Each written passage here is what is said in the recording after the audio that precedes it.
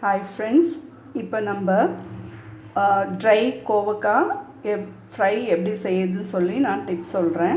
First ஒரு 1/4 kilo கோவக்காய் எடுத்துக்கோங்க. அதை வந்து 4ஆக கட் பண்ணிவிட்டு பொடியாக அதையும் 2 கட் பண்ணி பொடியாக கட் பண்ணி வச்சுக்கோங்க. கட் பண்ணி வச்சுக்கிட்டு வாஷ் பண்ணி கட் பண்ணி ரெடியாக வச்சுக்கோங்க. அதுக்கப்புறம் வானல் வச்சுட்டு டைரெக்டாக வானல் வச்சுருங்க. வச்சுட்டு அப்புறம் வந்து இதுக்கு கொஞ்சம் எண்ணெய் தான் கொஞ்சம் தேவைப்படும். ஸோ இது ஒரு 6 ஸ்பூனோ 7 ஸ்பூனோ அந்த டேபிள் ஸ்பூன் ஊற்றிக்கோங்க. அதுக்கப்புறம் ஃபுல்லாக எண்ணெய் காஞ்ச பிறகு ஃபுல்லாக சிம்மில் வச்சுருங்க.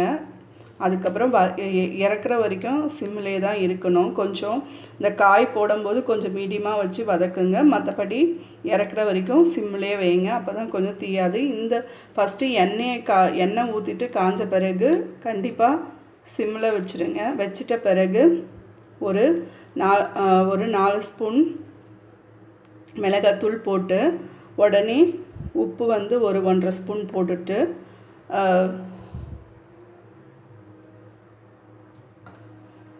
1.5 ஸ்பூன் போட்டுட்டு அதை நல்லா கொஞ்சம் அப்படியே கொஞ்சம் அந்த நெடி போக அப்படியே அந்த எண்ணெயிலே கொஞ்சம் வதக்குங்க.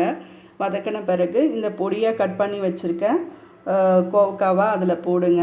போட்டுட்டு நல்லா அந்த உப்புலேயும் அந்த மசாலாலேயும் நல்லா அப்படியே ஃப்ரை பண்ணிகிட்டே இருங்க. அது நல்லா அதுலேயே சுருங்கி, அதனால் இது கொஞ்சம் பொடியாக கட் பண்ணி வச்சுக்கோங்க. ரொம்ப பெருசாக கட் பண்ணாதீங்க. பொடியை கட் பண்ணி வச்சுக்கிட்டு அதிலையே நல்லா வதங்கி நல்லா வெந்து ஃப்ரை ஆகி முறுமுறுன்ட்டு வரும்.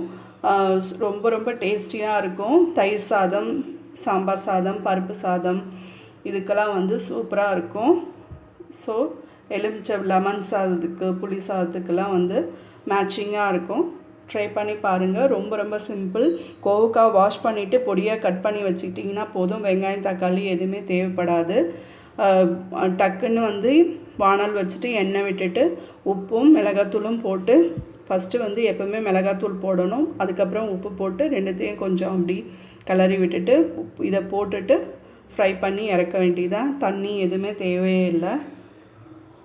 ஓகே ஃப்ரெண்ட்ஸ், ரொம்ப சிம்பிள். கோவக்காய் ரொம்ப உடம்புக்கு நல்லது. வயசானவங்களுக்கு ரொம்ப நல்லது. ஸோ குழந்தைங்களுக்கும் கொடுக்கணும். இப்படி கொஞ்சம் முறுமுறுன்னு நல்லா கிரிப்ஸியாக செஞ்சு கொடுத்தா குழந்தைங்களும் விரும்பி சாப்பிடுவாங்க. ட்ரை பண்ணி பாருங்கள் ஃப்ரெண்ட்ஸ். ப்ளீஸ் என்னோடய சேனல் ஃபாலோ பண்ணுங்கள். பிடிச்சிருந்தால் லைக் பண்ணுங்கள். Okay friends, thank you very much.